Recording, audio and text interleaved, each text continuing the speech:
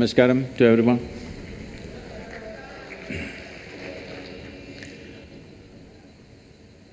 Well, why this Youth and Truth, how it came about? In the last 35 years that I've been active with people, this has been a constant refrain. Thousands of people ask me this question, Sadhguru, where were you when I was 20? You have come when I'm 60.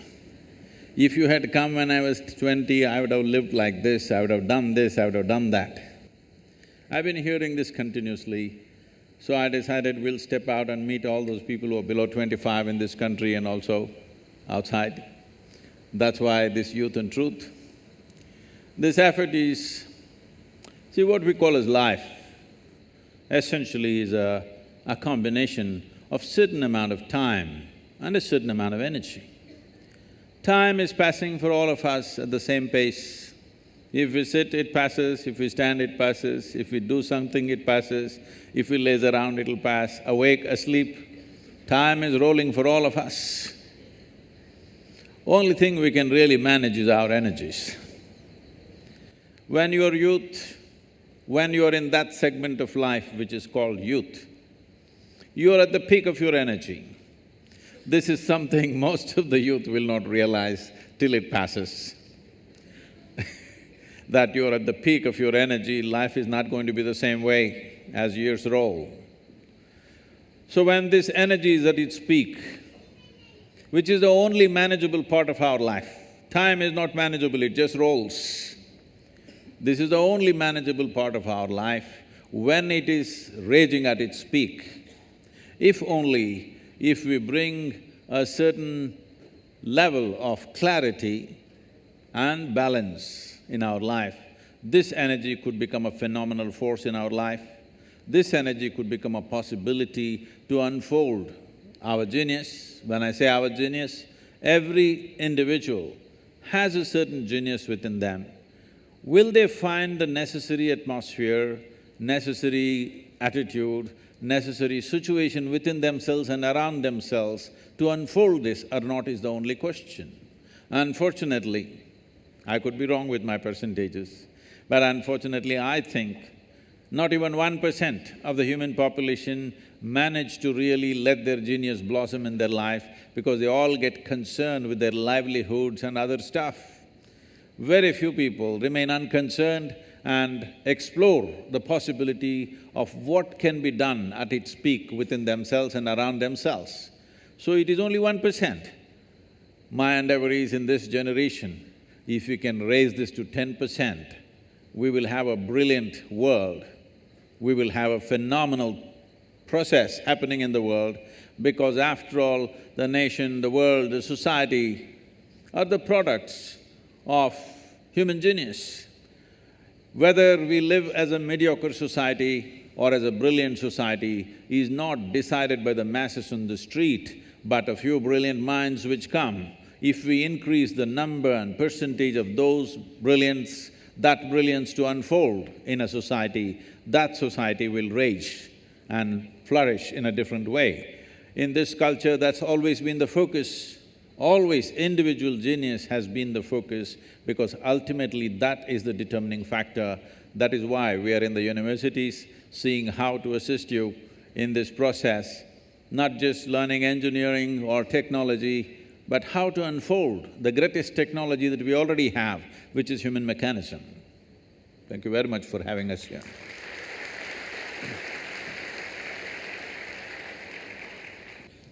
Good evening, everybody. I welcome you all here to the Youth and Truth program at IIT Bombay. First of all, I would like to thank Mohit Chauhan sir for his splendid performance. He has infused so much energy in the audience here. A round of applause for him.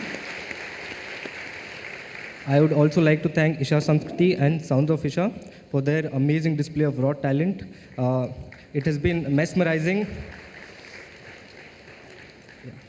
My name is Syed Saklin. I'm a PhD student, first year chemical engineering. Sadhguru, let me just say, we are honored and blessed to have you here in our presence. Now, without further ado… It's a privilege for a uneducated man to be in an educational institution, so It's perceptive. I didn't go there at the right time, so now I'm coming. So yeah, without further ado, I would like to commence this conversation with your permission. Please. Yes. So, very often in lives, we come across crossroads where we are compelled to choose between two options which were equally pleasing. For instance, I just graduated my BTech this year and I had a few options. I had options to do MS in Cornell and Johns Hopkins University abroad or to do a PhD here at IIT Bombay. My heart was leading me towards the US lifestyle, but my brain told me that this is the right thing, a PhD at IIT Bombay is the right thing for my career. But every time, I'm here at IIT Bombay, but every night when I go to sleep, I fantasize and I think about how my life in the US would have been, how, I wonder how it would have been. So when I'm at such a stage, could you tell me what exactly this conflict of interest is? What should I be doing? See, we must understand this. People are always thinking when it comes to education, career, choice of partners, marriage, at various points, what is the best thing to do? Let me tell you, there is no best thing to do in the world. Really, there's no best thing to do. Even if you take a very simple thing and put everything that you have into it, if you throw yourself into it, it could become a great thing. Is it the best thing? No. There is no best thing, because how do you decide what is best? What I'm doing is best or what you're doing is best? There's no such thing. Is spiritual process the best thing or chemical engineering the best thing? It'll be foolish even to ask that question, isn't it? It is just that if you throw your life into something, it can become a great thing. So don't look for best things because you'll waste your life always wondering what's the best thing. People come to me, they've been married for 35 years, have 3, 4 children. Sadhguru, I don't know if I made the right choice.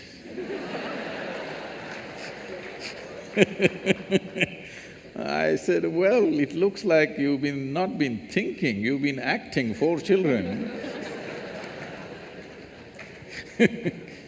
So, till the end of your life, you can go on thinking, what is the best thing, what is the best thing? There is no best thing. Whatever we put our heart and soul into and do it, it's a great thing. It may be a simple thing in somebody else's eyes, but in our experience, it's a great thing, and that's what we should do.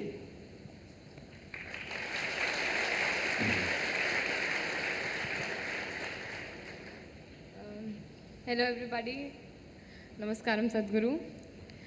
My name is Hiya and I am a first year student here studying in the aerospace department.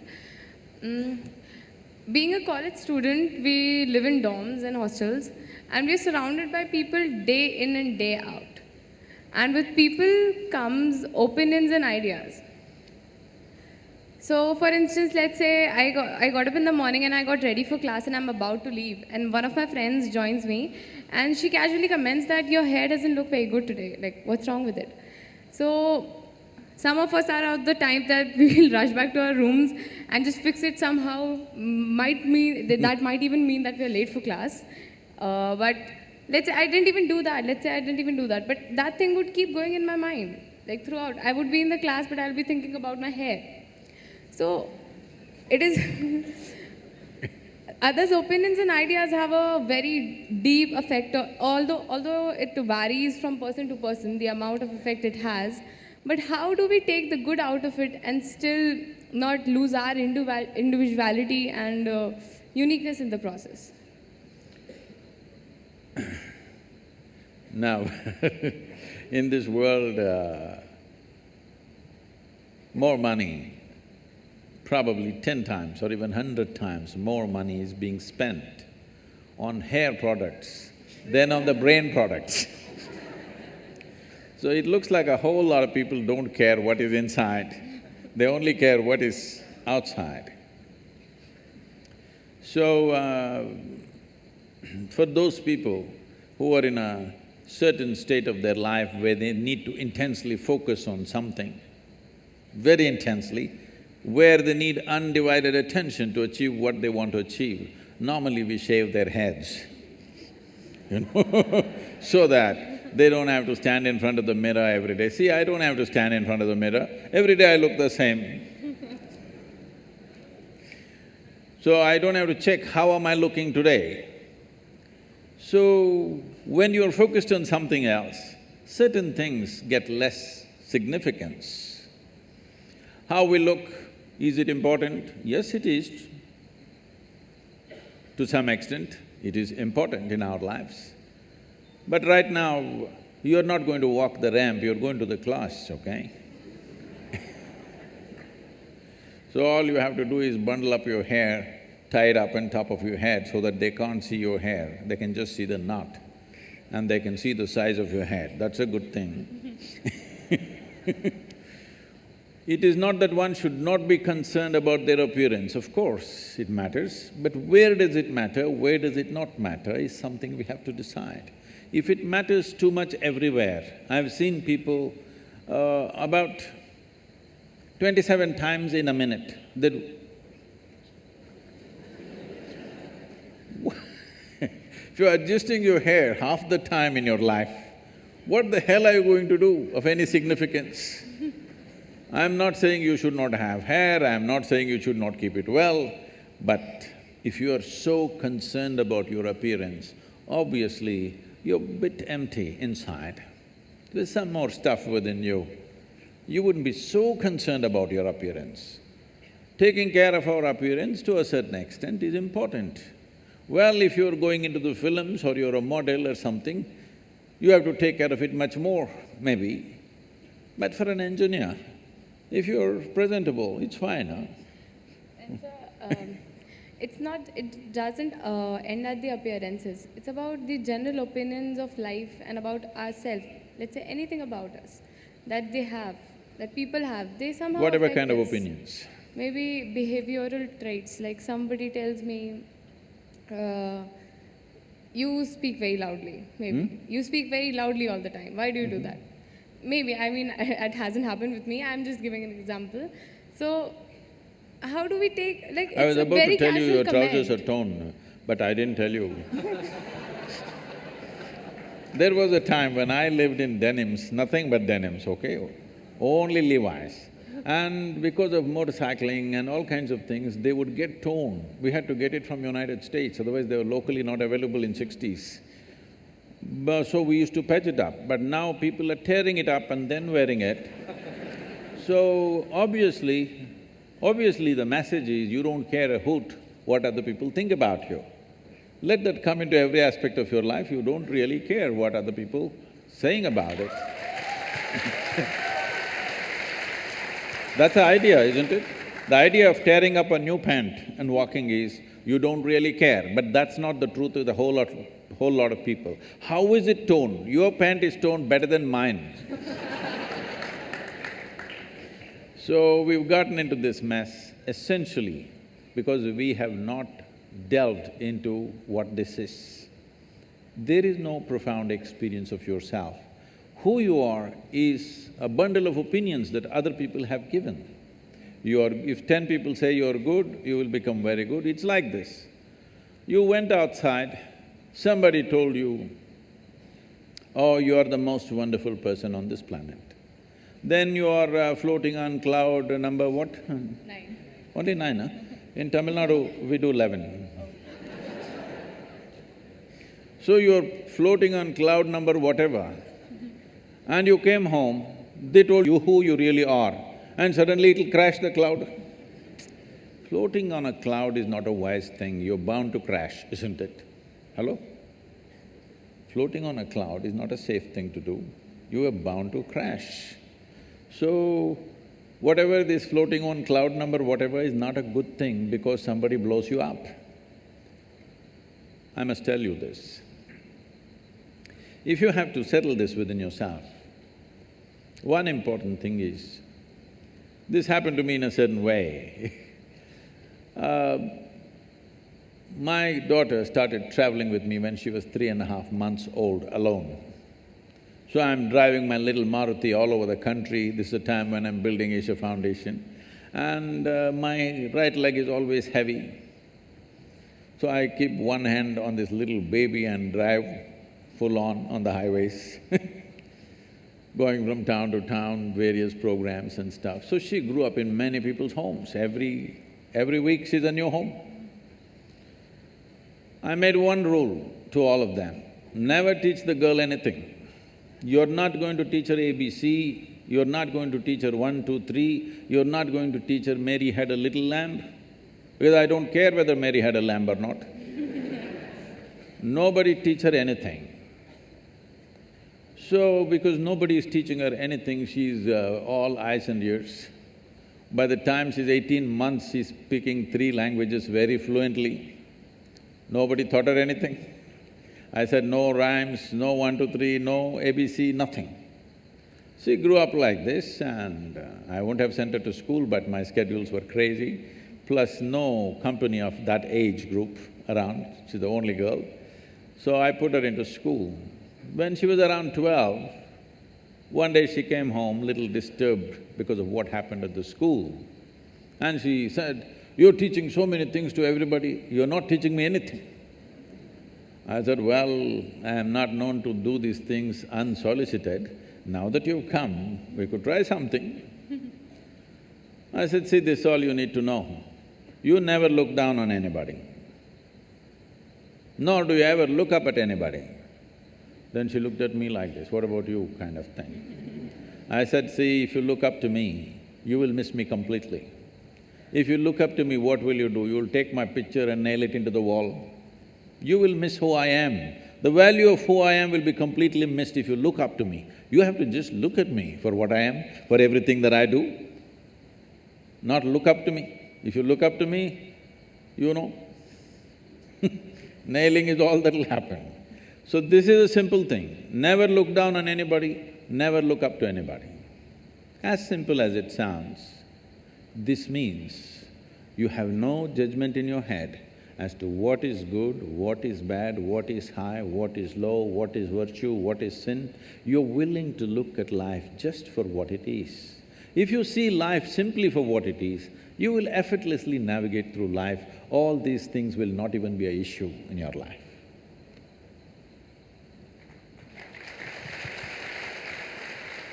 I am Gaganpreet Singh, pursuing Masters in Geoinformatics and Remote Sensing in CSRE department at IIT Bombay, sir. Sir,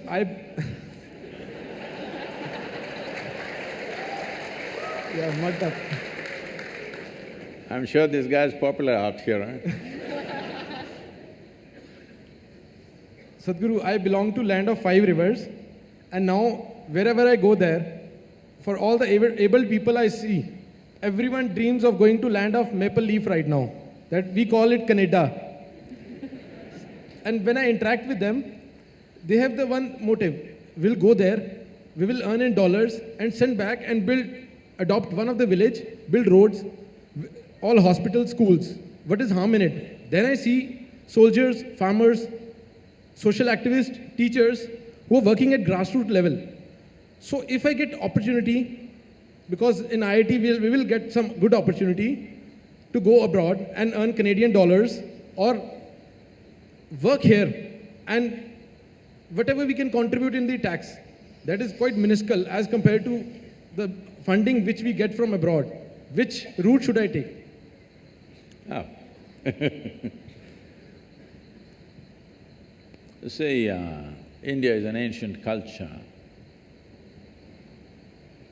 An ancient culture means there are many benefits because there is immense wisdom and there is also a heap of bullshit. To sift through this bull and get to the wisdom takes some effort. The 5 rivers are in a pathetic state. Yes. And the land has been ripped through completely. So naturally people want to go elsewhere and do the same, to another continent. Well, Punjab was an important part of the Green Revolution in this country. That's very wonderful. But at the same time, This green revolution became relevant in our country simply because we were in a desperate state. We had every 3 to 4 years bad famines where sometimes millions of people died in the last century.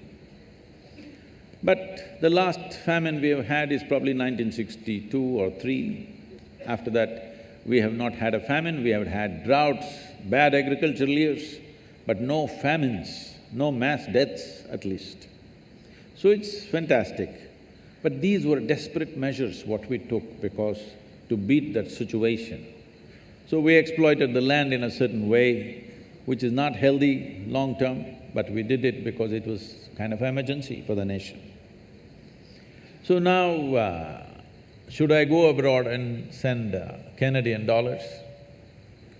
I'm not saying you should not go abroad. If you think you're going to learn something better there, acquire some more skills, then you can gather here. If there are possibilities, or even if you're going to work there, but don't think in terms of you'll earn dollars, then come back and build your village. That's a long shot. Actually, what we need in this country is not necessarily dollars. What we need in this country is a corruption-free, clear, focused and dedicated people. That's what we're missing.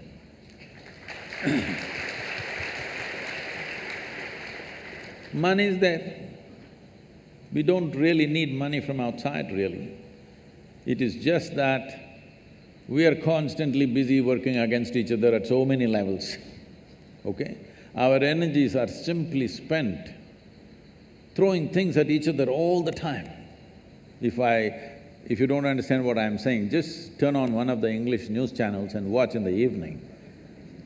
How much energy is simply wasted, simply saying rubbish against each other endlessly.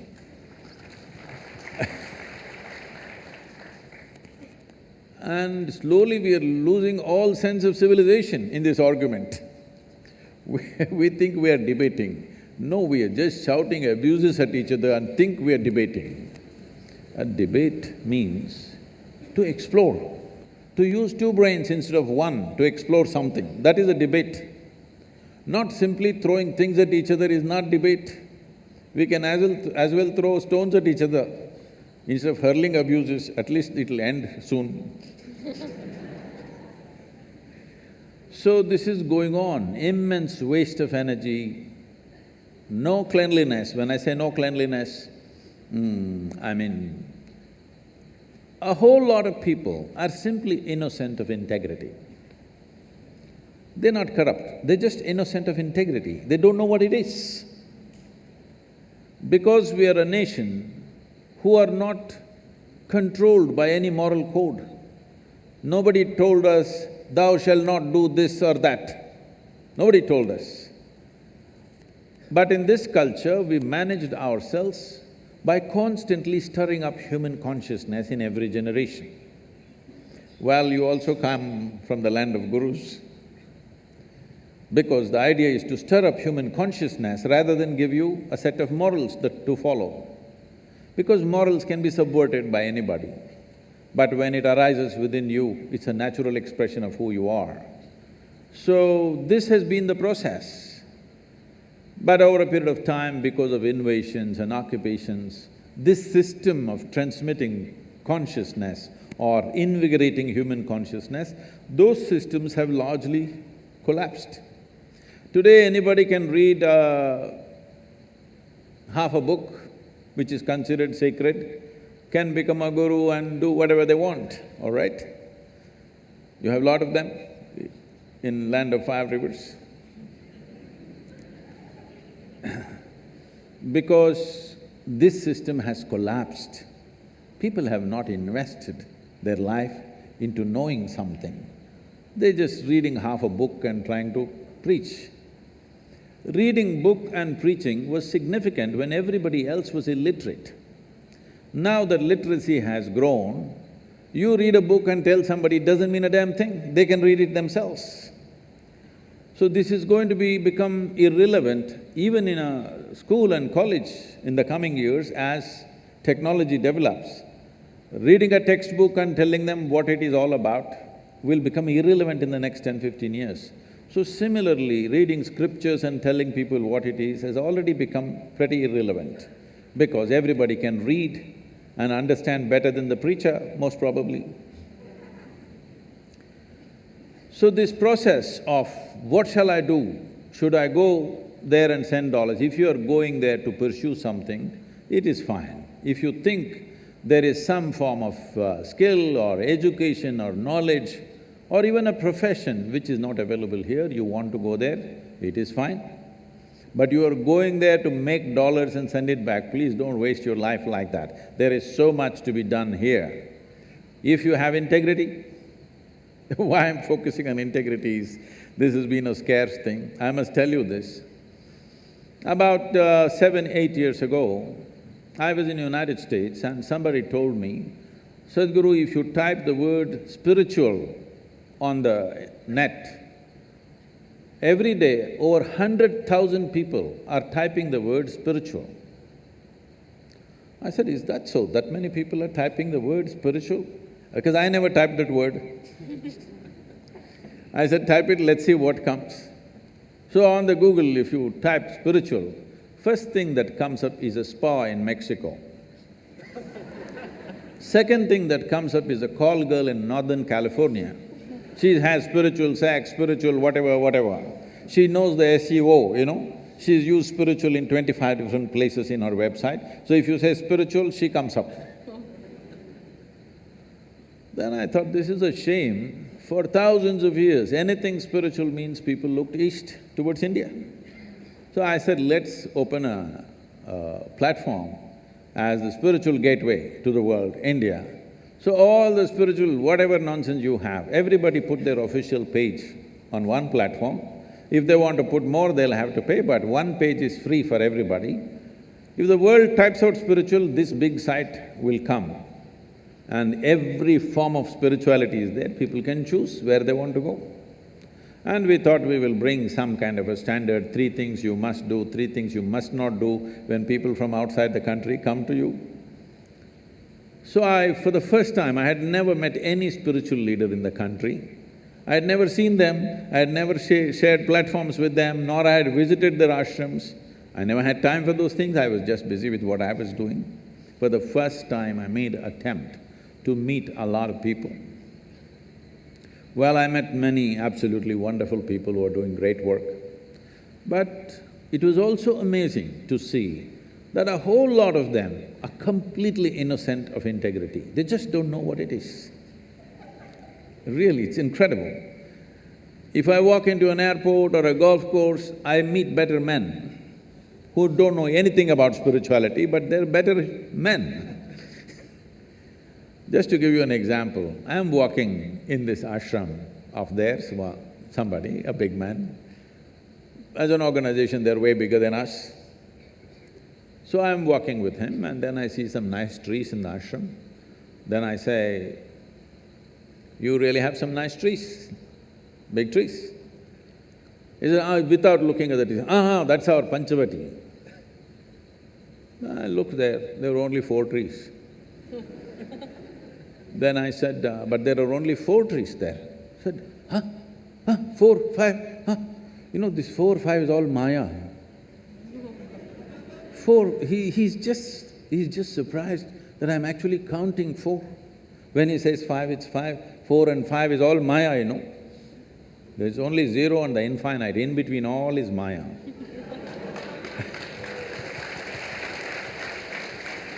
So, whether it is politics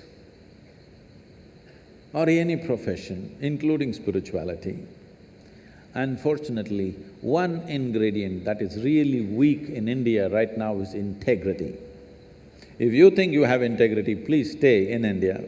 We don't want one more to escape. I will say. Guru, I spend lots of time on my phone, ridiculous amounts of time. It helps me with my notes, it keeps me updated with my calendar and connected with the entire world. But the more we depend on it, the more it replaces our menial tasks. Now, technological advances are so steep and rapid that it is predicted that one day humanity will pass through a time period called singularity. It is that time period when machines will be intelligent enough to devise machines which are more intelligent than them. And this will happen recursively. So my question here is, do you think that these technological advances which are happening will ultimately cause mankind's doom? Not necessarily. See, you must understand, 100 years ago, how many things we had to do with our body, and today how many things we have to do with our body has come down 10,000%. What do you think? At least. Because everything had to be done using human muscle. Now, if you press a switch, everything will happen. You have seen in all those period movies, two guys will be standing next to a Maharaja and doing the fan. See, all those guys hanging there. Huh? Like this, so many things. Every time something new came, people felt threatened. Who are doing that panka job, they felt threatened, their jobs will go away. Of course they found something else now. Nobody is doing panka anymore. Like this, you don't have to worry, you will find something else to do. It is uncanny that you asked this question, because in the last 1 year, I've been invited to various international conferences to speak about artificial intelligence. I said, why me? I'm a natural intelligence, why are you…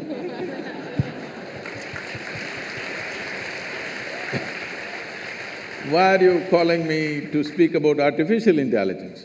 Their whole thing is, these are all I'm talking about top-level people, scientists and others. Their whole thing is, Sadhguru, if this intelligence unfolds, if AI, they're calling it, we think Air India, but if this AI unfolds, we will all lose our jobs. I said, how fantastic, find an AI like that for me, so that I lose my job and I'll just live. Isn't it fantastic if all of us lose our jobs and we are on a holiday for the rest of our lives?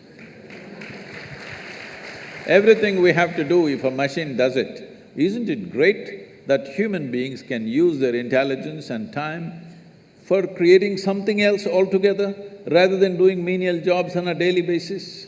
If I ask you to go right now and if I ask you to hold panka for me because there's no fan is not working, is it not a waste of your intelligence? Hello? Huh? Yes. It's good for me, but is it not a waste of your life in so many ways? So similarly, it's a waste of life right now that most people are thinking how to earn a living, how to earn a living.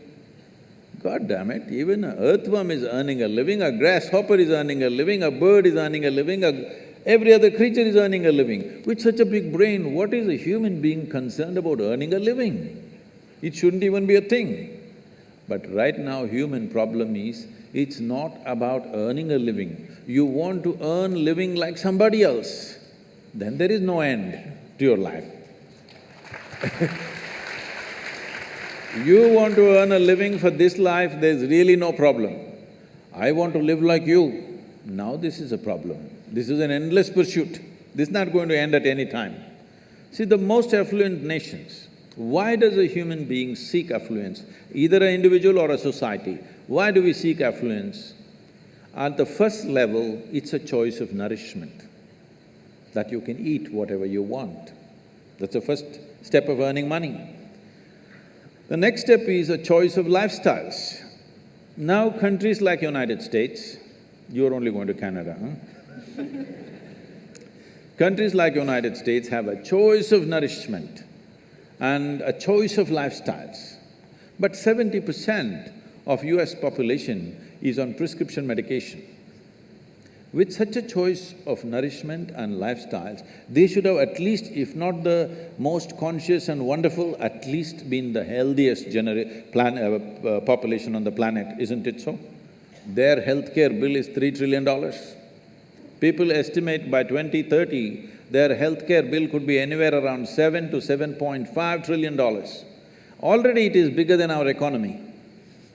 One thing that can sink that nation is the healthcare bill.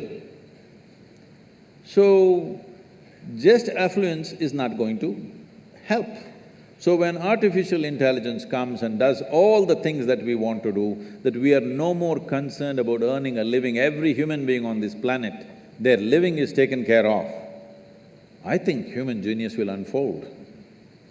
It's a tremendous possibility. Of course, fools who don't know what to do with themselves, they'll bum around, they'll get drunk, they'll get drugged, they'll lie here and there, but a whole lot of humanity will come to terms with it and fire up in a different way. I think it's great times.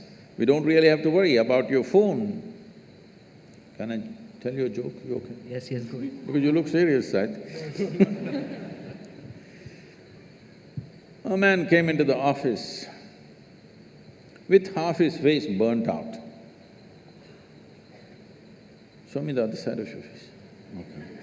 Okay. So, his boss asked, "What happened to you?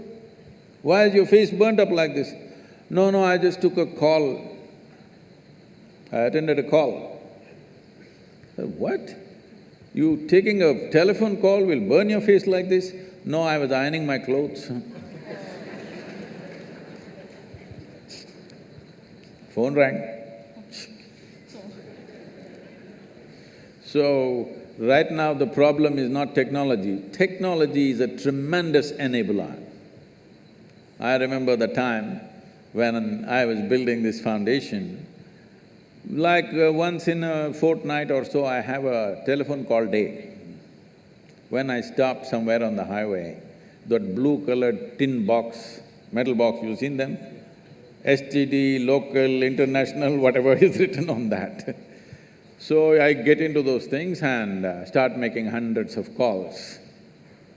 But today, if I just tell my phone, it calls. Oh, I'm glad technology is advancing, life has become so much easier and better, but some people don't know how to use it, they're always stuck to it. Many people are getting killed using the phones. So many people are getting killed. So the problem is not of technology, the problem is of compulsiveness. So many people are getting killed. See, it is still unfortunate there are so many children and people dying because of malnourishment. We have the highest malnourished population in the world. But more people on this planet die because they don't know when to stop eating. Yes, compulsiveness. Food is not the problem, isn't it? Hello? Is food good for us or no? Hello? Food is good for us, but if you don't know when to… if you start eating, you don't know when to stop eating, then it becomes a serious problem. The same goes for the phone. You start using it, but you don't know when to stop using. So the problem is not technology, the problem is not anything in our lives. Fundamentally, we are living an unconscious life. We are living a compulsive life. When you live compulsively, then everything is a problem. There's no one specific thing which is a problem, everything is a problem.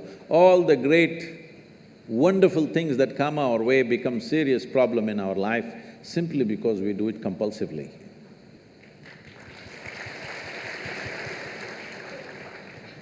Sir, in the Indian society, when something goes wrong, for let's say someone is not well, so there are three types of people. Ones who go to the hospital, then there are the ones who rush to the temples, and then there are the third ones who rush to the astrologers. So we are actually taught from the beginning that inanimate objects and things around us have the power to control our lives. For example, for example, my mother, when 2 to 3 years back, told me to wear a ring which had the gemstones. I still have it on, because, of course, because that's what mom has said. So You need to take it off, otherwise the boys will think…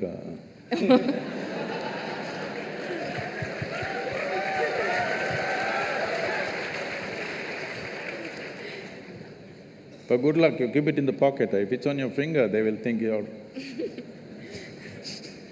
So that's another issue to it, but I really do not understand Like, how can an inanimate object control so much going on in my life or in anybody else's? Or can it really do that, rather? See, human life is made in such a way, particularly human life. For all the animals, nature has fixed clear-cut path, what they can do, what they cannot do. Their lives happen between two lines. They cannot go below that, they cannot go above that. Within that they live. That's why they look so sure and certain, and they're peaceful. Once their stomach is full, they're all peaceful. Do you see this? Hello? Are you on talking terms with me or no? Do you see all the animals, once their stomach is full, they are peaceful. But human beings are thinking, or they're being taught that peace is the ultimate goal of life. A buffalo, full stomach, he sits peacefully. And for you, that is the ultimate goal, what a shame. What a buffalo can do with a stomach full of grass or whatever else he eats, you have to hold it as the ultimate goal. Is it not a shame, I'm asking you? But this is being taught like this, peace is the ultimate goal of your life. But coming to more fundamentals, if you're not peaceful today, can you enjoy your dinner today? No. Can you just enjoy walking down the street? Can you enjoy the company of a few people around you? No. If not ecstatic, at least you must be peaceful to enjoy anything in your life. So I'm asking, should it be the first step in your life or the last step in your life? Such people will only rest in peace. Now, do other things have influence on us, particularly inanimate objects? The gems and the diamonds and things like that, and also the planets. See, the nature of the planet has a certain influence on the life upon it. You will see on full moon days and new moon days, many animals behave in certain specific ways, simply because they're influenced by it. You know the whole ocean is rising. When ocean, which is millions and millions of tons of water, is able to rise, when 72% of your body is water, you think it won't rise at all? It does. So, I don't know if you're conscious of it, but in India, most people are, not only in India, in anywhere, wherever there are mental asylums and things, they are conscious of it. On full moon days and new moon days, people get exaggerated levels of disturbance in their minds. So people think new moon and full moon will cause madness. No, that's not the truth. If you're very loving, full moon day you will become more loving. If you're very joyful, on a full moon day you will become more joyful. If you're a little crazy, you'll get little more crazy. Whatever is your quality gets little hyped on that day. So those who are romantic, they want full moon day. Those who want to meditate, they want full moon day. Those who are a little mad, they don't want full moon day. Essentially, it's hyping things up a little bit. Of course, today there is another kind of textbook science which is going on, which doesn't observe anything except what happens in the laboratory. These people are going on saying, this is all rubbish, this, that. No, if you pay attention to your own body, you will know, without looking up, without looking at the calendar, you will know when is full moon day, when is new moon day, by yourself, simply if you pay sufficient attention to your own system, because it's visible in your system. Certain behavior is there. But with a human being, the problem is, or people seeing it a problem, any possibility, if you do not explore that possibility, in your eyes, it looks like a problem. What is a problem is always a possibility, isn't it? You don't like it? No, if you're not willing to say yes, no, something, you can at least say, what is a problem is always a possibility or no? What is a possibility? If you do not explore it, if you do not realize what is the possibility, it seems like a problem to you. So, do inanimate things have impact on you? Yes, if you allow it, because this is the human predicament that who you are is not determined by nature, it is left open for you. Left open for you means you are the only creature on this planet who's been given the freedom to shape your own life. Is it a small thing? This is a product of millions of years of evolution that today, after all these creatures from a single-celled animal, after these millions of forms, here we are sitting, this is the only creature which can shape its own life the way it wants. Every other creature has to live by the laws of nature. We can shape our own lives. It is this freedom that human beings are suffering. If you're suffering your bondage, it's all right. If you're suffering your freedom, you're a disaster, isn't it?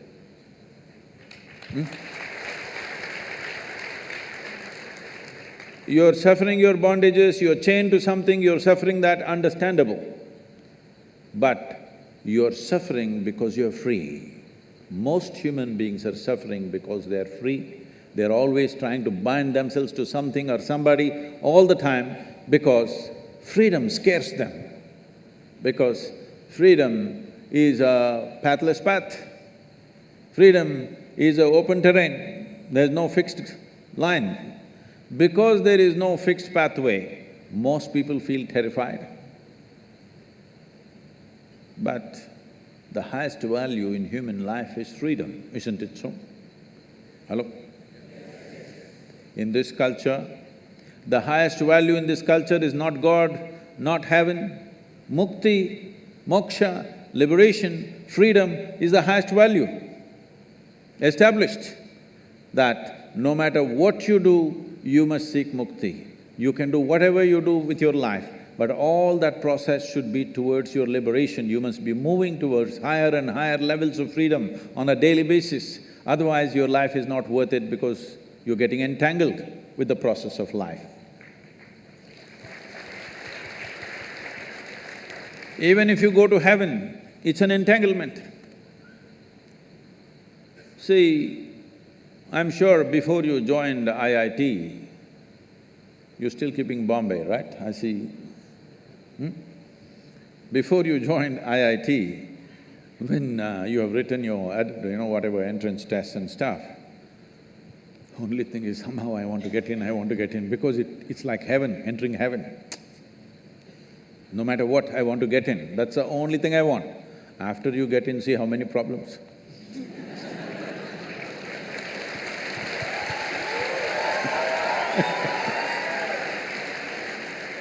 I'm asking you a simple question. Being on this planet, do you have any proof that you are not already in heaven and making a mess out of it? Huh? Do you have any proof? Suppose you took off from the solar system and looked down at the solar system, whatever these 12, 14 planets and satellites and works. Does planet Earth definitely look like a heavenly body among all these? Yes or no? So you're already on heaven and making a mess out of it, and now you want to go to another heaven. Yes, like he wants to go to Canada.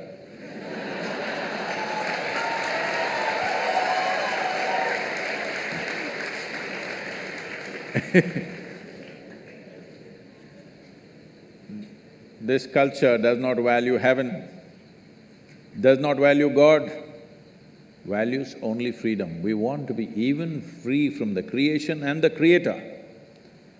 Mukti, moksha is the ultimate value because this is not a philosophical value, this is not a religious value, this is something every life is longing for. Only thing is, most human beings are short-sighted that they long for it in installments. See, whatever people are seeking right now, if they have nothing, they will say, if I get 100 rupees per day, Shiva, that's all I want, that's a prayer. 100 rupees fell. 100 rupees, fine, 3 days, 100 rupees, fine. Fourth day, only 100 rupees, Shiva. What's the problem with you? Are you so stingy? At least 1,000 rupees a day. Okay, 1,000 rupee note, is it in legal tender, 1,000 rupee note? Huh? No, okay, 2,000 rupees fell. I don't want to get into trouble with that. Where is 1,000 rupees falling for Sadhguru? Where does he have? No, 2,000 rupees fell. You asked for 1,000, 2,000 fell. Wonderful Shiva, fantastic. After 10 days, only 2,000 rupees. It doesn't matter how much it falls, something more, isn't it? This is not about money. People think it's about money.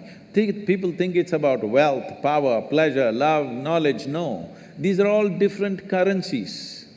Essentially, you're looking for expansion because you feel suffocated.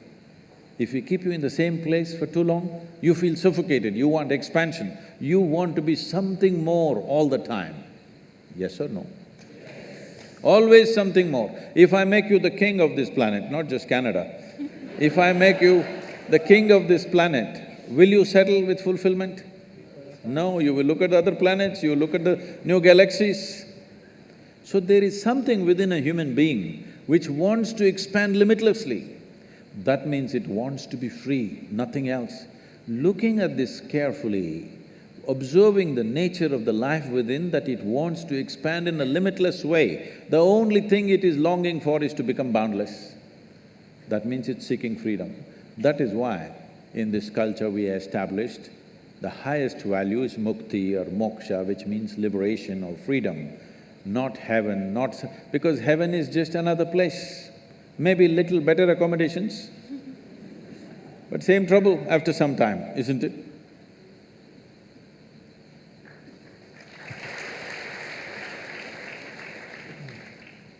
Sadhguru, I can proudly say that I am in the top institute of eminence, which we now call heaven, and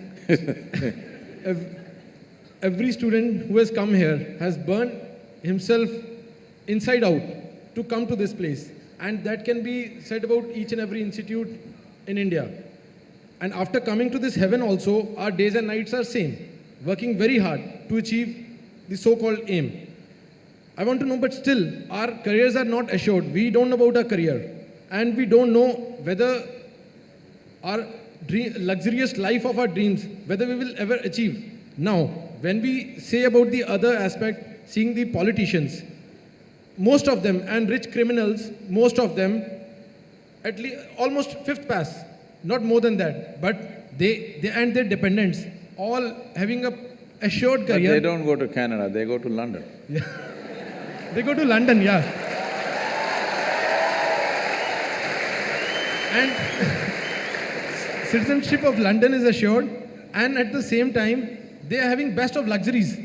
So my point is, education and working day and night hard for it, is it worth for this society where we have poorer graduates and richer illiterates? Well, we must understand, literacy is on many different levels. ABC is one kind of literacy. On the street, there is another kind of literacy. In the political sphere, another kind of literacy. In the business world, another kind of literacy. So literacy is not just ABCD. That's a very simplistic way of looking at it. Somebody may not know ABC, but he is very literate with something else. And above all, you come to an Indian Institute of Technology, not for a luxurious life, because of thirst for knowledge, to know, to become competent, to be able to create something, to be able to create something in the world which has not been done till now. Not to somehow amass something at somebody's cost and live somewhere, wherever you think is luxurious.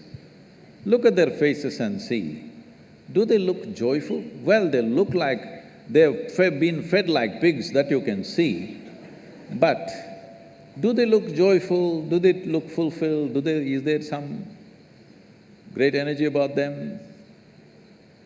Do you want to live a life like that? Hello? Do you want to live a life like that? I'm asking. Please don't ever seek a life like that, because all you have in this life is, as I already said in the very beginning, this is just a certain amount of time. Time is going away. Since you sat here, you're about 35 minutes or more than that, an hour closer to your grave right now. You know this? Since you came here. Yes, all of us, yes or no? Mortality is one thing that we've forgotten, that is why we are thinking of all these funny things. Life is just going away. If this second to you, actually minute by minute, you're closer to your grave, it's going to be over. So what will be the most important thing? How profound is your experience of life? And when it comes to activity, how profoundly can you touch life around you? This is all that matters, isn't it? Your experience of life is profound. When you sit here, in your experience, this is the most profound experience, because this is all that matters, the intensity and profoundness of your experience. When it comes to activity, what a difference can you make? You may not be thinking like that right now, but think through this. Suppose you cook something. Do you ever? Maggie.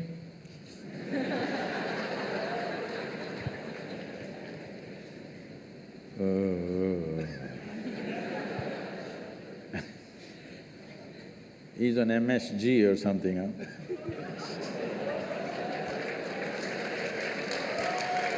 No, not that MSG, I'm just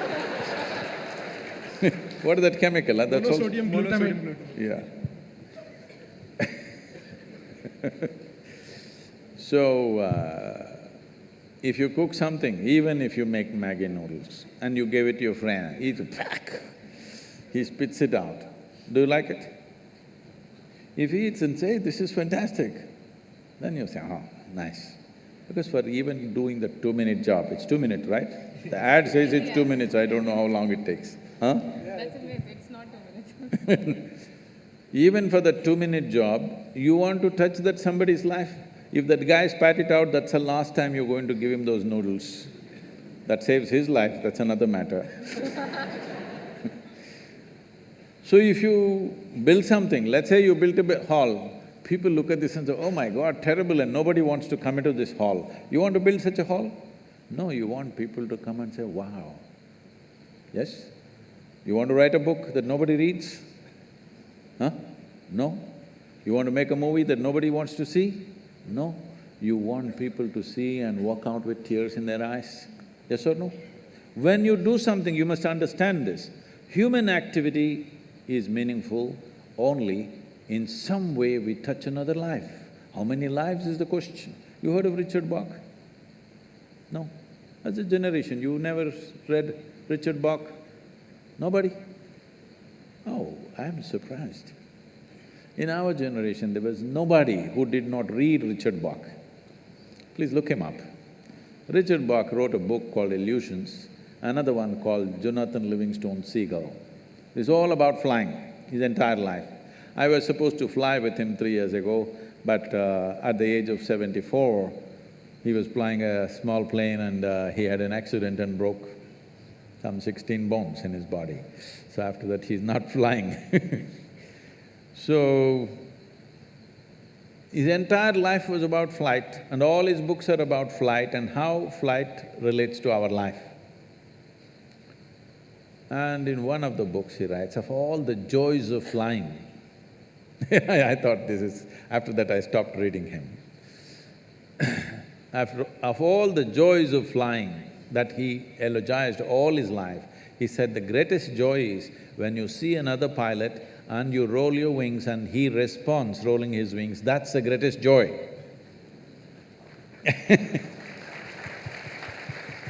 After living an absolutely adventurous life, this is the greatest joy, because touching another life always is like that. Whether it's music or dance or cooking or writing a book or building something, everything is because it touches another life, it matters, isn't it?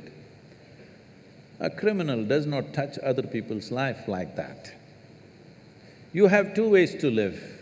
That is, people are joyful because you're here, or people will be joyful because you're gone. There are two ways to live. Please, what will you choose? First one. First one. People are joyful because you're here. Yes, Yes. that's good. So, about somebody is living better than us, I'm saying you should not even look how somebody is living, because it's a bloody brief life, believe me. Before you know what's happening, it'll be gone. You may not think so right now, you think you have a lot of time on your hands. But if you intensely get involved in something, before you know what is happening, life will be gone. Because it's such a brief life. Have you noticed on a particular day, if you're very intense and joyfully involved in something, 24 hours just pass off like a minute? Is it so? Another day you're a little depressed and looking around at everybody. That day, 24 hours feel like a eon. So time is a very relative experience.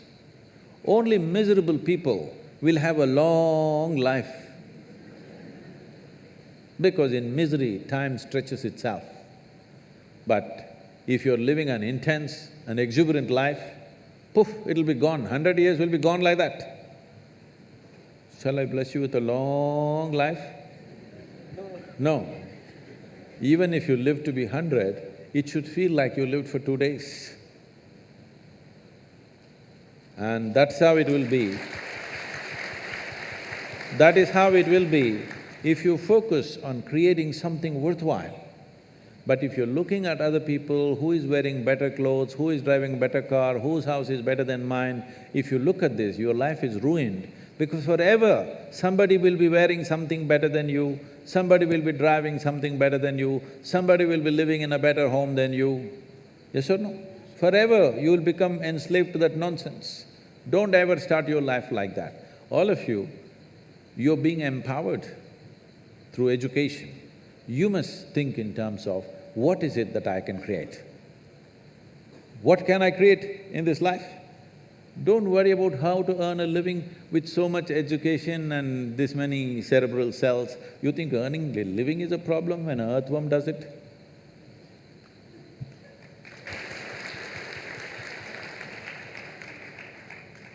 The Youth and Truth program has such wide and intense coverage nationally and internationally that social media has been buzzing and flooded with questions. We have the difficult job handpicking some of the questions. So, Sadhguru, with your permission, I'd like to convey the questions to you. So, one Pradeep asks, we are often reprimanded for using swear words. It is nowadays used as colloquial slang. What is the big deal with using slang words when I casually use it without intent? See, this happened. A nice Catholic girl got married and went.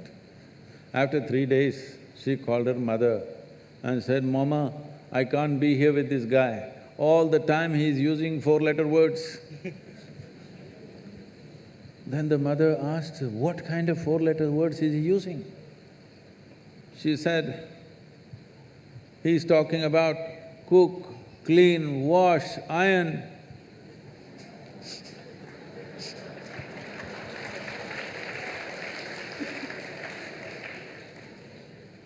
So, what is wrong in using words?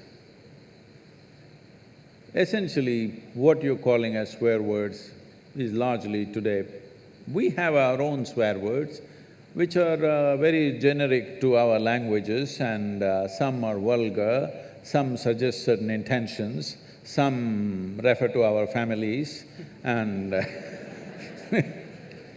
and some are just simply poking fun at each other, kind. But largely your swear words in English language that you use today are essentially picked up from America. It's either toilet or bedroom, okay? I must tell you this. This is way back, many years ago. A guest came from Australia. I'm talking about nearly 40 years ago. A guest came from Australia and I'm supposed to take this person around in Mysore. You know, Mysore is a touristy place. You're from Bangalore, huh? It's a touristy place, there are many places to see, so I'm taking this person on my motorcycle. If I ride hard, I hear in my ears, shit.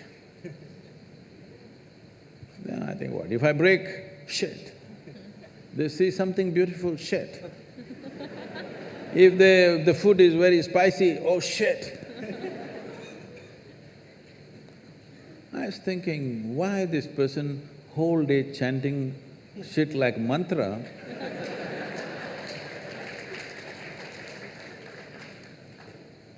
I thought maybe constipated, trying to invoke. Because what should be done in the morning, whole day, why are you dragging it through the day, you know? Then I observed, they're getting angry, shit, and they become little calm. Oh, then I thought, oh, it's working for them, I should not disturb this, because I don't believe in disturbing anything that's working for anybody. If it's working, let's leave it. So I just thought through this. See, we have looked at the whole science of uttering sounds in a powerful manner, what it can do to your consciousness, what it can do to your body, what it can do to invigorate your energy, many aspects of this. And then we say, Shiva. With the necessary preparation, if I make you utter this one sound, you don't have to believe in any god or anything, just the sound. It'll blow your brains out. I can show you this. Then I thought, shit, Shiv. Oh, we arrived at it scientifically, they somehow got it.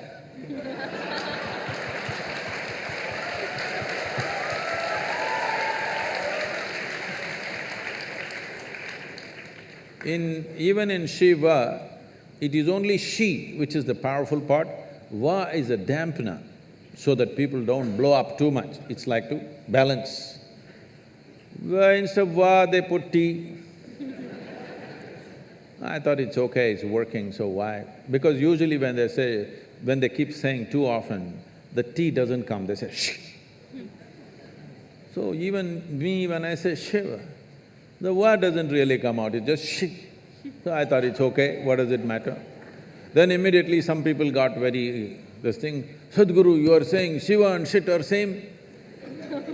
Highest and the lowest? I said, see, this high and low is all your business. But as far as your mind is concerned, in case your vocabulary is stored in an alphabetical order, Shiva and shit are close together. You cannot store Shiva here and shit here. You don't have such a capability. I don't know how it is stored in your mind. Suppose it's alphabetical, they are right next to each other, so you can't separate them. So the question is not about what is good, what is bad, what is right, what is wrong. The question is, will it work everywhere? If you keep shitting all over the place, is it going to work for you? That's a question. So it's all right among young people, you're saying shit everywhere, but now it's come to in United States, it's come. Even the top administrators are uttering these words just like that. In the international community, when they utter such words, it's finished in many ways, okay? Not because of anything else, simply because people are… if you watch some of these American movies and stuff and stand-up comedians, they are making the whole sentence with one word. Yes? Whole sentence is just one word repeated in many different ways, and they're elogizing that. I'm saying to develop or to evolve a complex language, it took such a long time, it's taken thousands of years for human mind. One of the most complicated things that we have come up with as a civilizations in the world is language. Language is not a small thing. That way in India, we have 1,300 languages.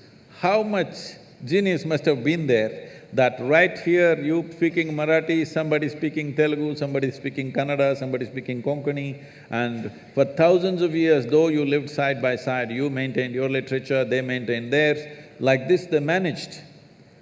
This takes a certain level of genius to develop the language. Now, a language which had hundreds and thousands of words, you want to reduce everything to one word and you think it's a forward step, I'm sorry. Sadhguru, my next question is about the 4 letters. Love is in the air. When Hey, what's happening out here? when people say that they are in love, they think they are in unconditional love.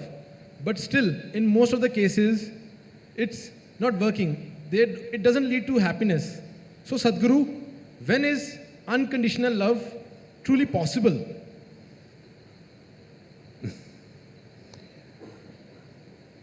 When you say love, your experience of love means you feel certain sweetness of emotion within yourself. Either by looking at this person or this person or this person, we don't know who stimulates this in you. It doesn't matter who helped you, but essentially it happened within you, isn't it? Yes? Did it happen only within you or was it in the air? I'm trying to clear this air. Combination of both. Really? It was in the air? No, it only happened within you. Maybe what was happening within you was so exuberant, you saw it everywhere. You're in love, you thought the flowers bloomed for you, the birds are singing for you, the clouds are moving for you. Huh? All right, I don't want to destroy all the romance, okay? But essentially it's happening within you. It's wonderful that you're experiencing such sweetness of emotion, stimulated by somebody. You are using the other person as a key to open up an experience within you, essentially. I'm asking you, why are you using a key when there is no lock, when there is no door, when there's no any kind of barrier? It is just that you are a push-start machine. You know what's a push-start machine? If you have owned an Ambassador 25 years ago, always you parked it on a gradient like this, because morning, 2 people have to push it. If you park it like this, nobody will come, your family will not come out of the house. If it's like this, somebody will come and push it. Now all the cars are self-start, many of them remote start. What does it mean? Technological upgradation. You are an institute of technology, all right? I'm asking, would you like to upgrade your technology that you are on self-start? If you wake up in the morning, you are overflowing with joy and love and exuberance by yourself. You don't need anybody to stimulate you. Would you like to be a self-start machine? Then you must come to me, huh? Whoever is right now doing the love in the air, it's fine with them, you don't have to tell them anything, you say, all right, it's okay. But it's very important you're a self-start machine, otherwise, after some time, you try to extract happiness from the other person. That is when these love affairs become tedious and horrible, because you're trying to extract happiness from the other person. No, life should be like this. When it comes to joy, when it comes to love, when it comes to exuberance of life, you must be the source of this, isn't it? You must be the source of this. Well, other things are shared in life. There are 2 ways to enter into a relationship. One way is because you want to extract something from somebody. Another way is because you want to share something with somebody. These are 2 ways. If you're out to share, your life will be good. If you're out to extract, when they close the tap, it's going to get terrible and nasty. You have seen people who thought they're absolute lovers, how terrible it becomes for many of them. Not because there's anything wrong with them, simply because you started off on the wrong footing, thinking, this person is the source of my joy. No, no, no. Joy or misery, the source is within you. Yes or no? Whether it's joy or misery, the source is within you. It's for you to decide. If you're a joyful human being, they will also want to be with you. If you're a misery, they will endure you for some time. Shall I tell you a joke? Are you okay? Please, Sadhguru. On a certain day, Shankaran Pillai was walking in a park in the evening, sunset time. He saw a young, pretty-looking woman sitting on a stone bench. You know the park benches? He also went and sat down, settled down on the same bench. After some time, he moved little closer. She moved little away. He allowed a few minutes and again moved little closer. She moved little away. Again he moved closer. Now there was nowhere else to go for her because she was at the end of the bench. She pushed him away. Then he waited for 2 minutes, just the sun to get to the right angle. Then he went down on his knees and he said, I love you. I love you like I have never loved anybody in my life. You know, a woman is a fool for love. And the sun was setting. If it was middle of the afternoon, she wouldn't believe a damn thing.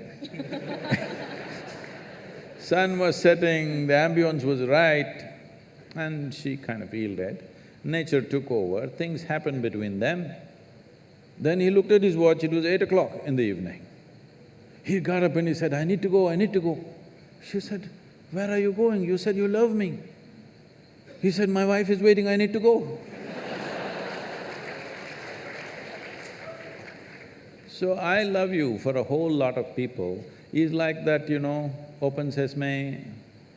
You want to get something, maybe your needs are physical, psychological, emotional, financial, social, or we don't know what else.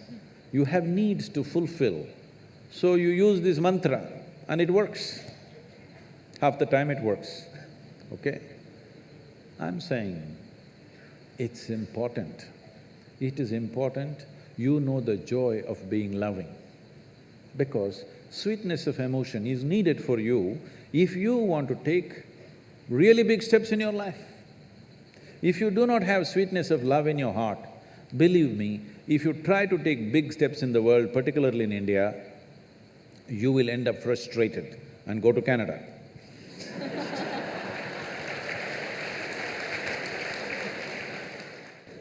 In Canada, you meet only moose in most of the countries, so it's okay.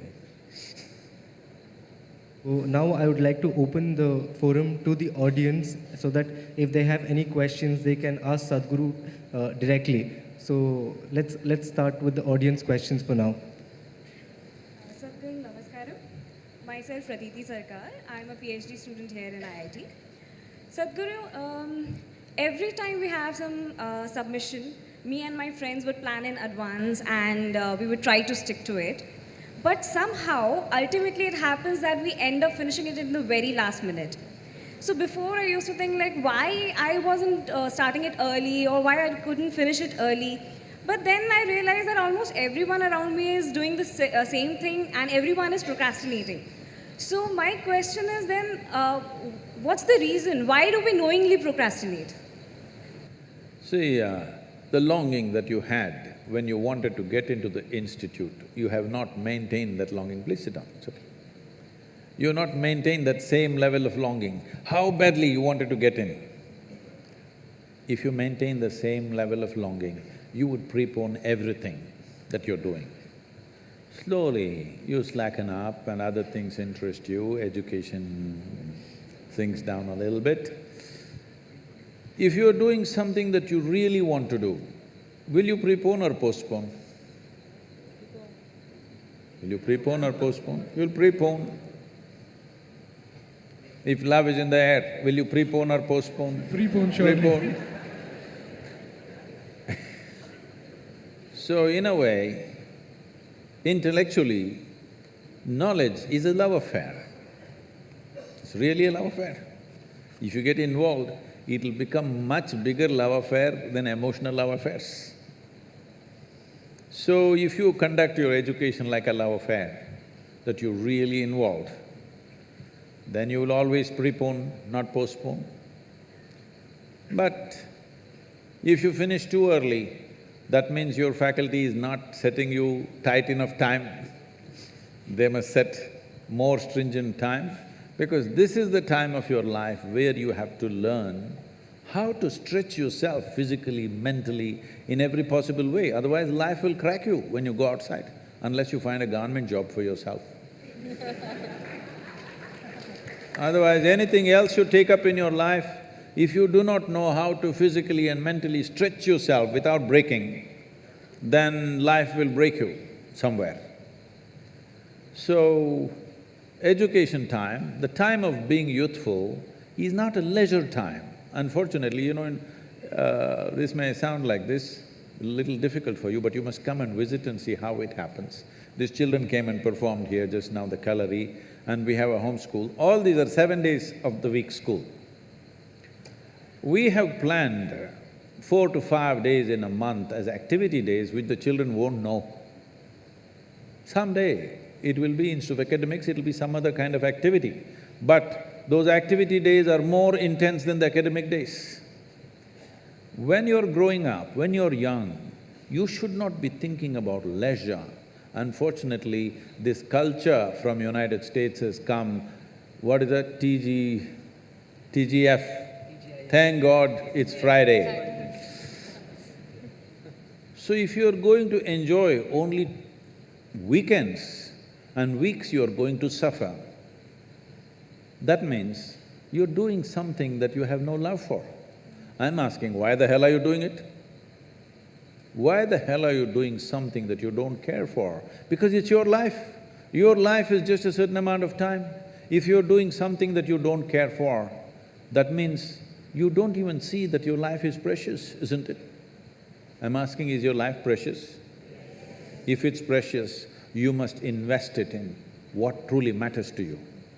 If you invest it in what truly matters to you, you will always prepone, not postpone. You're also TGIF? Namaskaram, Sadhguru. I'm Lavanya. Thank you for coming to our campus today. Very excited. If you can hold it like this, I'm- you've seen Lady Gaga like this. Is that good? Yeah. So I'm very excited to have you here with us. My question is, when I was growing as a child, both my parents were working, and there were times I was feeling lonely and very miserable. Although my parents did give their part of comfort to me, there were times I was feeling lonely on the inside. And what can our future parents, or what can we do to our kids to not feel the same way? Thank you. Well, in India, this is the first generation where women have stepped out to work professionally. Otherwise, because we were largely an agricultural community, women worked, but in and around the house. And if they went somewhere to the field, they took their children and went. So always, like you see ducks and chicken, if the hen goes, behind that the chicks run, like that children were always running behind women. So she was always doing her work and still managing and tending to them, and there was a certain cohesiveness to that. But today women are going to the office or to the factory or to some other business, so they can't take their children there. This is the first generation of women who've stepped out. So in the society, we still don't have arrangements, proper arrangements, where children can be properly tended to. That system, that facility and that arrangement has simply not happened in the society yet. I hope it happens quickly because it's very important. It doesn't matter whether it's a biological parent or somebody else, but children need a loving, caring atmosphere. It's very important. Just putting nourishment into their stomach is not the only thing. They need some attending to. Somebody should smile at them, somebody should laugh at them, somebody should do something with them, play with them.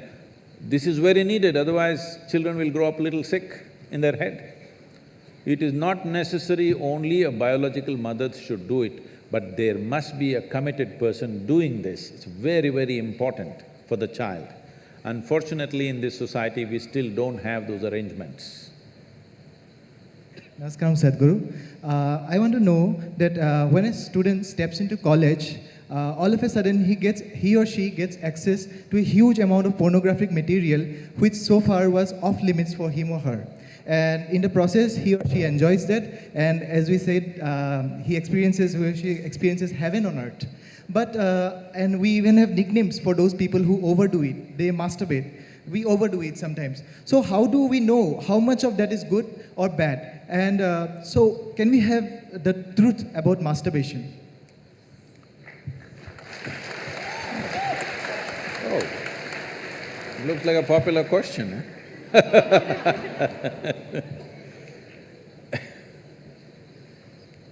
See, we have a biology, we cannot put it under the carpet, it's there. It's best we address it for what it is. But right now the problem in the world is, because certain religious institutions in the world took this attitude that the very biology of the human being is wrong, because of this, culture started hiding it under the carpet. Well, in this culture we never had it, but after the British came and left, we became more prudish than the British. But before that, if you look at our temples, all the outside temple art is all pornographic, if that's what you want to call it. But we don't call it pornographic, we are only talking about the various dimensions of human biology. Because we don't see it as wrong, but we see it as the periphery of life. If you stay there only, you will stay on the physical dimension forever, you will not explore anything else. So in the temple, always it's the periphery. You are supposed to look at that and understand it's the periphery of life and try to make an attempt to go deeper, but at the same time not to be in denial of it. Not to glorify it or not to be in denial of it is the most important thing. But in your college, watching these things on the whatever, your internet or whatever, people tell me that somebody told me, I don't know if these percentages are correct. When I was asking, what is the content? I was trying to understand the internet and its content. What is the real content on the internet? They're telling me, you should know, they're telling me 70% of the content on the internet is pornography. Is it so? Is it so? You must be the expert.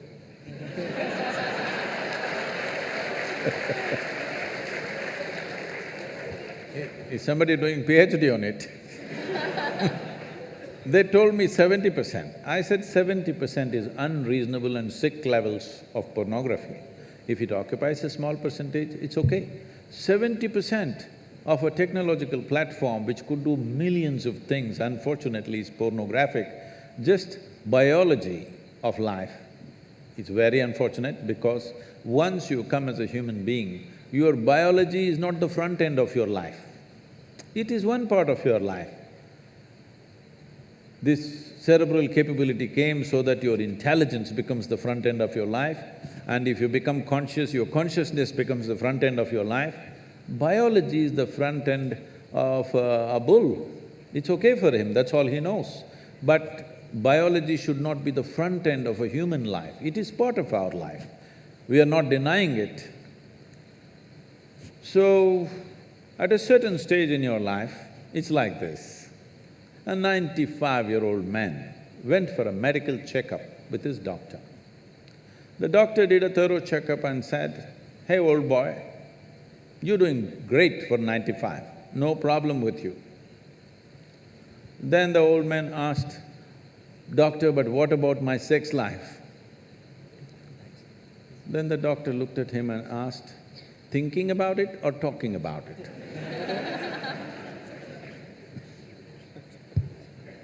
So at different stages of life, there are some times you only think about it and talk about it, there are some times you indulge in it. These are passing phases of life. How much of it is needed for you, you are the best judge. But at the same time, you came here not to explore your biology. At least you should have gone to MSc in biology. You shouldn't be wasting your time in a technological institute exploring biology. Does it mean to say you don't have biology, you don't have biological needs? You have, it's fine, but it must be on the periphery. It should not become the core of your life because it will reduce you in the sense a creature which was purely biological evolved into a place which has an intelligence of its own beyond its biology. See, animal intelligence works for its biology alone. How to get its food, how to get its mate, this is all its entire life is. If human intelligence also functions like that, you are bellying the evolutionary process. You are seeing how to go back, take the evolutionary process backward, not necessary. This does not mean you do not have a body, body has its needs, as there is physical hunger, so there is sexuality. You have to address it in some way, but to what extent is your choice, but definitely it should not be the front end of your life because you're rolling back evolutionary scheme of putting your intelligence and consciousness in the front. Instead of that, you're putting your biology in the front.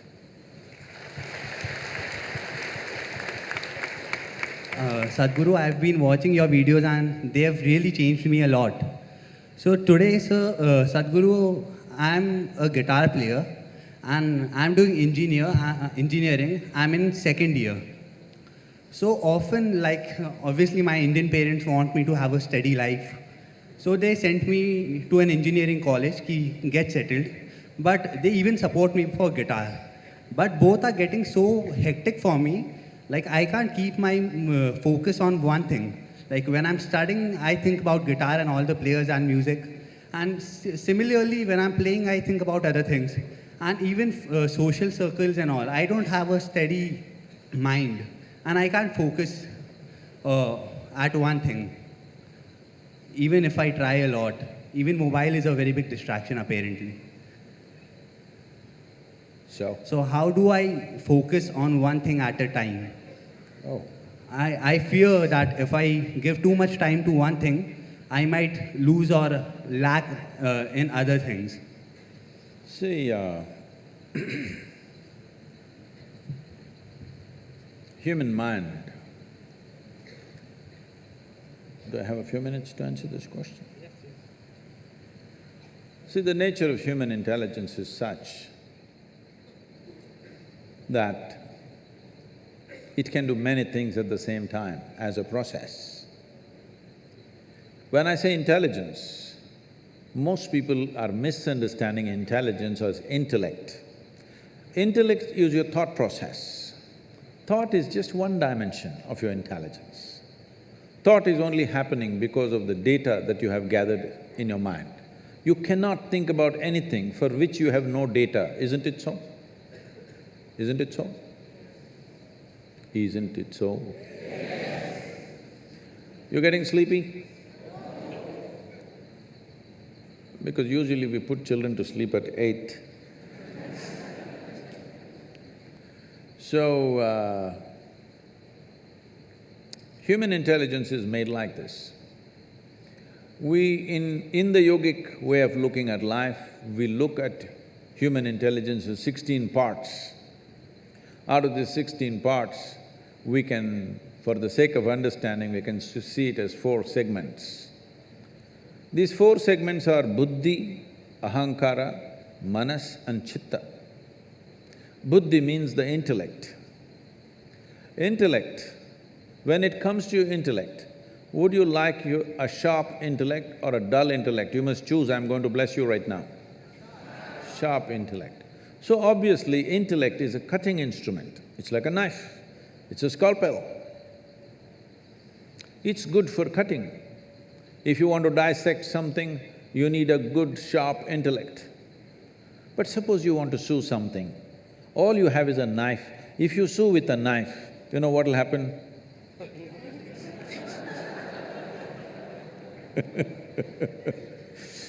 You will leave everything in tatters. But right now, this is the way we are going about because our education systems are focused just purely intellectual basis. This is a cutting instrument. If I want to really know you, shall I dissect you? Hello? I want to know you, so shall I dissect you? Well, some of you in your maybe pre-university studies, you dissected a frog and you were very excited how the heart was beating. The frog was not excited, believe me. It was looking at you, what's wrong with you? Yes or no? So, intellect is a certain instrument. It is a cutting instrument. It can be used for certain aspects of life. But unfortunately, we are using it all pervasive because other dimensions of intelligence have not even been touched. The next dimension of intelligence is called identity. The next dimension of the mind is called identity or the ahankara.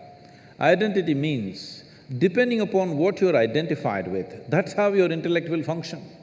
This is a knife in the front, this will always try to protect what you're identified with.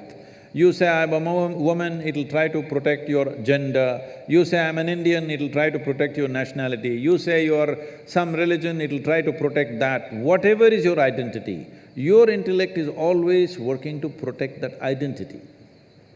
So how we establish this identity consciously is a very important part of education which we have completely ignored today, for which we are paying a huge price.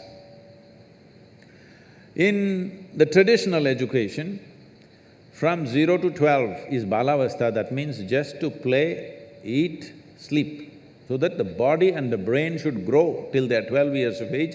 You should not try to teach anything, extract anything. From 12 to 24 is focused learning. This is called as brahmacharya, discipline of how to learn. Learn is not just learning other disciplines, but above all, learning about the nature of my own human mechanism, my intelligence, my different faculties, how they function, because if I don't understand this, I cannot really apply myself into anything. So, we always establish this. You might have heard of this, there is something called as aham brahmasmi at the age of 12. This is taught to a child. Before we initiate a child into education, first he must take a universal identity, that my identity is the larger universe. Maybe today I'm an Indian, maybe today I belong to this religion or that religion, maybe I belong to this caste, clan or whatever, but my larger identity is with the universe because education was seen as an empowerment. We don't want to empower you when your identity is narrow, because all the crime on the planet, all the corruption on the planet, all the horrendous things that people do to each other is only because of limited identity, isn't it? I can do it to you, but I can't do it to myself because this is me, isn't it? I can't do it to my own child, but I can do it to somebody else because this is mine and that is not mine. So before you are empowered with education, which is seen as a powerful tool for life, first thing is take a universal identity. Unfortunately, we've neglected. Because of this, today if you see, the cutting edge of technology and science always goes first for military use. Yes or no? So how to kill people, how to dominate somebody, how to destroy somebody, this is where our knowledge is going simply because we did not establish a universal identity before education came to people. So the third dimension of your mind is referred to as manas. Manas means it's a silo of memory. When I say memory,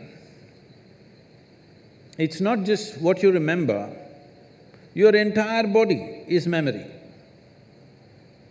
There is evolutionary memory here, there is genetic memory here, there is karmic memory here, there is articulate and inarticulate levels of memory, conscious and unconscious levels of memory, various dimensions of memory. We identify 8 different forms of memory. Right now, you may not remember how your great-great-great-grandfather looked like 10 generations ago, but his nose is sitting on your face. Body remembers, yes or no? Body absolutely remembers everything. So this memory is the basis of your intellect. If we take away the memory or de-link the memory from your intellect will become without activity. This is one important dimension of yoga that we understood, that if we… See, if you want to continue the knife analogy, the intellect is like a knife. The hand that holds the knife is identity. Knife is useful or dangerous depending upon not on the knife's quality, but the hand which holds it, isn't it? If you're identified one way, this knife will poke you. If you're identified in a different way, this knife can save your life. So the same knife every day saves lives and sometimes takes lives, depending upon who holds it or which hand holds it. So we de-link the manas with the intellect. Now, intellect simply there, without intention. So essentially, yoga means this, to build an intensity within you without intent. Right now, I want to become an engineer, I want to become rich, I want to make money, I want to be this, I want to be that. You become goal-oriented.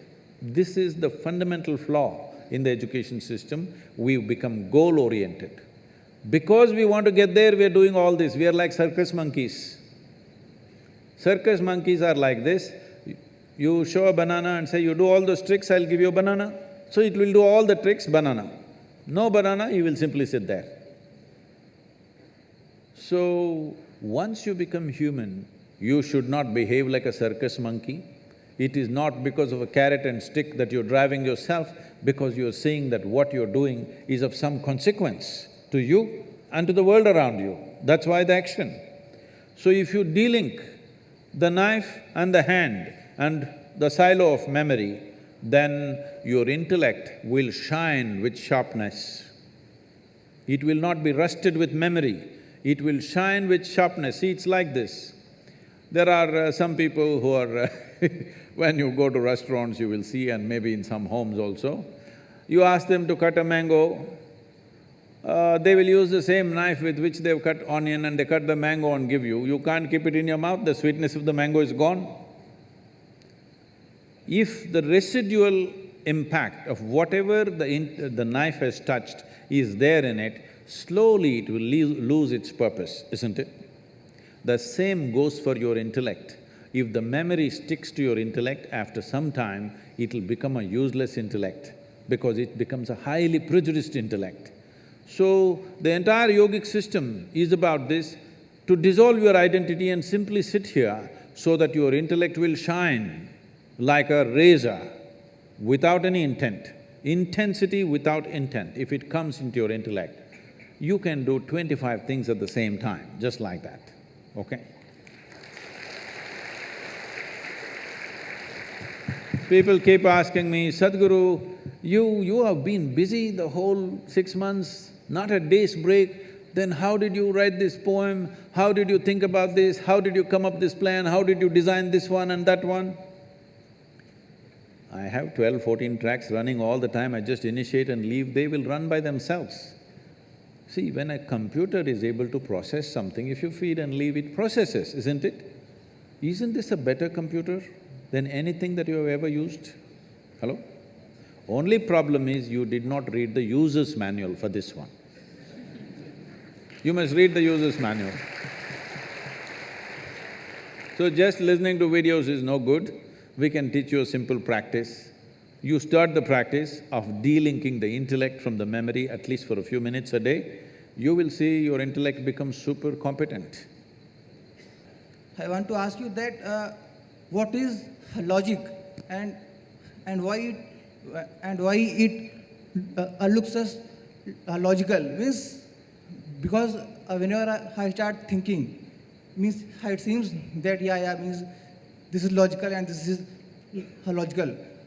But when I do the maths, so there is a ambiguity. So if it is logical, then why it is not coming to the math? Or the second question is how to express means of myself. The feeling which I have don't have words. So how to create means of words for my feeling that, yeah, means what I actually feel, and means how to understand the others, that what is going on in me. Okay. That's it.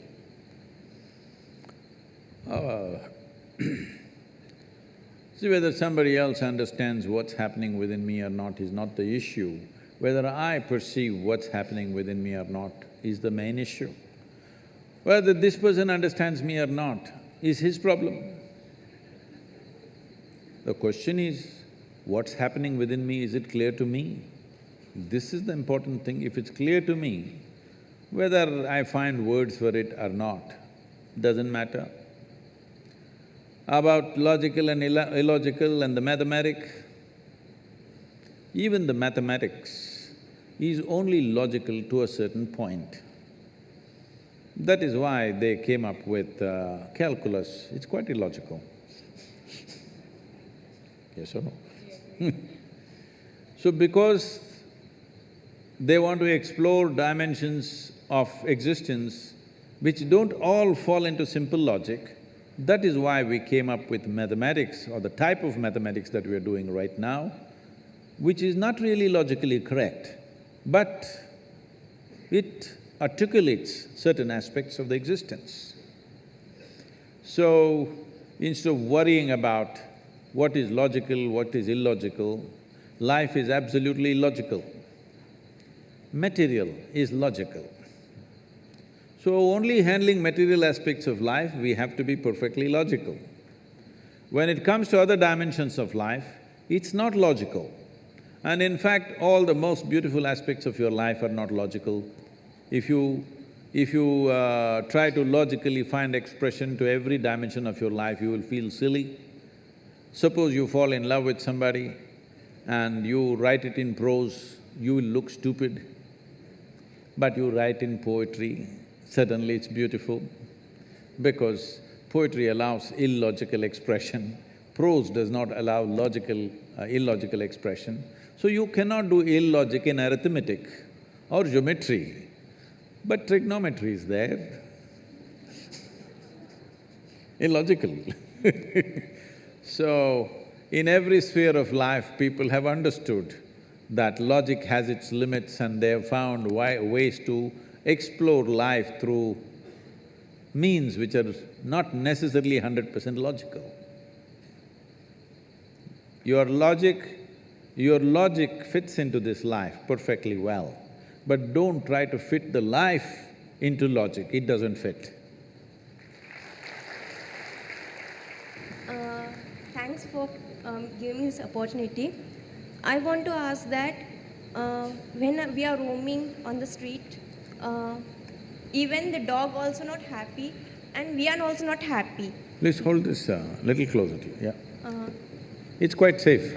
Mother Nature gives us a brain, but we are responsible for everything, to take care of plant, birds, but we are not taking care, even we are not happy for ourselves and not we are keeping happy to the Mother Nature. So what we have done for our life means it's our responsibility. Mother Nature give to a responsibility to a human, to us, to take care of everything. But we are not taking care and not even we are happy. Okay. Thank you. I don't know where you saw an unhappy dog, it must be a Mumbai dog.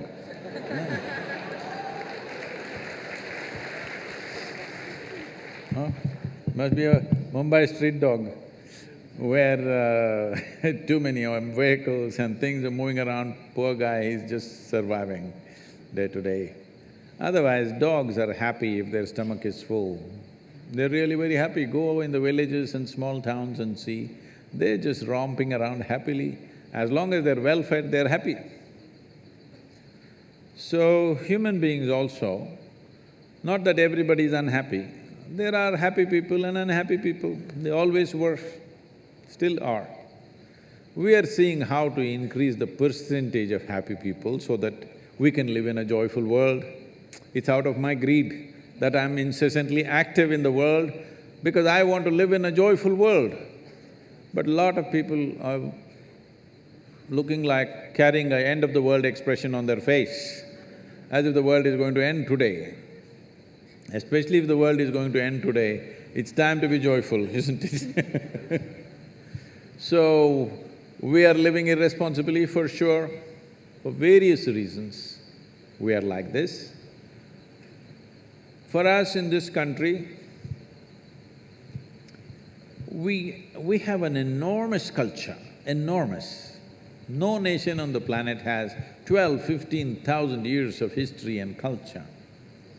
This culture we can use to become wise and wonderful, but a whole lot of people use it in a different way. Because you said everybody's unhappy, I thought I'll tell you a joke. You okay? It once happened, the Iraqi ambassador to India met Shankaran Pillai. When people of two ancient cultures meet, it's bullshit time. Always. How our culture, because we've got nothing much to show in the present, we talk a lot about the past. Well, we can be proud about our past, but we can't live there. We are proud about the past history of this nation, the culture of this nation, but you cannot live there, you can only live here. But this is the usual thing. So the Mesopotamian culture, big. So the Iraqi ambassador started off and he said, our culture is so great that we have excavated sites in Iraq where the site is over 2,500 years ago, 2,500-year-old sites, and we found copper wires. It proves that we had telegraph 2,500 years ago. Shankaran will say, that is nothing. We have excavated sites which are 5,000 to 7,000 years old, and we found nothing. That means we had wireless.